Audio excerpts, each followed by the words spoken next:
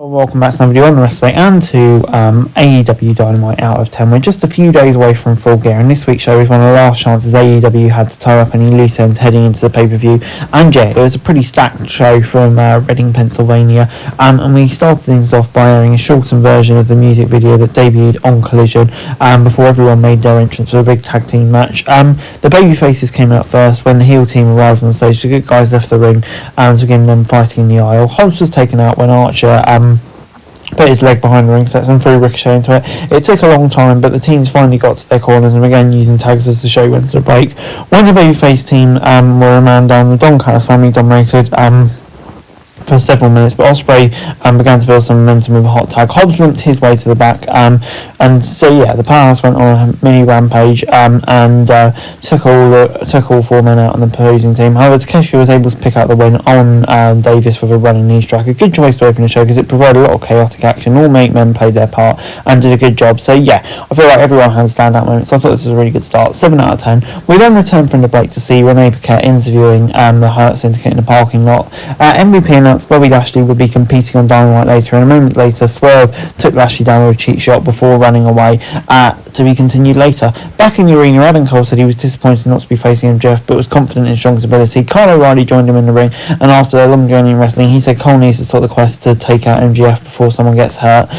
Yeah, I think all going to tie into the tensions with Roddy, O'Reilly and Cole. It's going to lead to an interesting story. Before we got Shida against Statlander, which was booked on Collision. The latter was hoping to pick up a little momentum heading into her TBS title bout this weekend. They came into this match with a high level of respect, so they began with a similar exchange of holds and counters. Stat gained the upper hand, but never felt like a one-sided fight. She did a good job countering her opponent's power with some quick offense. This was a solid match, but it's missing something to take it from good to great. It's possible it had predictability, but no doubt they worked hard. Statlander scored a clean win, and Monet and Camille came out so the CEO could talk trash. She tried to send an injured Camille to the ring to fight Stat, but the Brickhouse looked hesitant. She went into the swing, but Stat and Shida easily took her out. Monet tried to hit the backbreaker, but Statlander countered and hit her finisher to take the champ down. Yeah, like I say, this wasn't bad. It's just kind of predictable where it's all going. So on the whole, I'm going to give it 6 out of 10. Joe Keys in the world famous Cheeseburger took on Bobby Lashley in a handicap squash match designed solely to make him look like a monster. It was lasted longer than I expected to be fair, but that's only because AEW's newcomer was playing with his food. Lashley won with a hurt lock and Swerve's music hit and popped out under the ring and attacked Lashley with a chain wrapped around his fist, building all out to that. But yeah, made Lashley look great, and you can tell the brutality and the violence of that match at the weekend is going to be great. Can't wait for it. I'll give this segment alone a 6 out of 10. Darby Allin then took on Claudio Castagnoli, who came out alone for this match, but the announcers questioned if it remained that way given the way the Death Riders usually do business.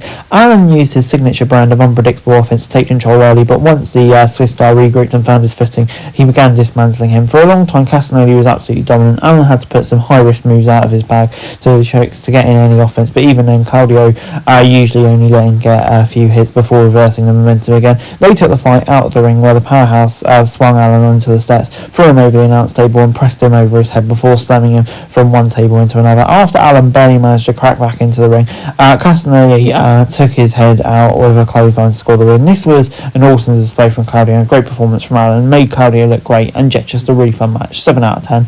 A video then played of Daniel Garcia and Daddy Magic holding Jack Parry hostage, but eventually leaving him tied up by himself. This was followed by Jericho refusing to sign the contract for his match until his legal team looked over it. Ishii followed him in what just turned out to be the slowest chase scene ever. There was no running. Jericho was just walking, and Ishii followed close behind the whole time, avoiding everything and everyone his rival put in his path. They got to the ring, and Ishii handed him a pen to sign a contract. Keith and Bill attacked the Japanese star before he could sign it. The rest of the conglomeration made the save, so the segment could end with Big Tom signing on the dotted line. Having them in the backstage and the same move into the arena was definitely a weird decision, but I found it quite funny to be honest. Yeah, a very weird segment. Before we got Wheeler Yuta taking on Orange Cassidy in the main event. Even though Yuta's a heel and willing to break the rules, the first moments of this match was just a good old wrestling match. However, it didn't take long to increase the intensity as Yuta hit a brainbuster onto the barricade. For the next few minutes, OC was fighting an uphill battle against a more aggressive opponent. This was designed to make Yuta look like a dangerous competitor and Cassidy look like a valiant babyface who won't give up, and it accomplished both goals because both men are talented performers who know each other well. This was not only the best choice to put in the main event because of the spotlight of the story, but it was also the best match. Everything they did looked great, and they told a no-nonsense story. Yuta got frustrated and tried to use his chair, but OC obviously dodged it and rolled him out for the win. As Cassidy stared Juice down, Pat came out of nowhere to kick him and take him down. The rest of the Death Riders arrived and continued to attack OC. They duct taped his hands into his own pockets, then continued his swing. The conglomeration came out and drove Moxley and his crew away so they could cut Cassidy free, and the show ended with Cassidy standing to prove he's not a beaten man. I thought it was really good, gave Cassidy a bit of a rub heading into pay-per-view against the Death Riders, and yeah, a really great match, and I can't wait for that match at the weekend. I think it's going to be great, especially with what we're seeing from both groups at the moment. So yeah, gets an 8 out of 10 from me.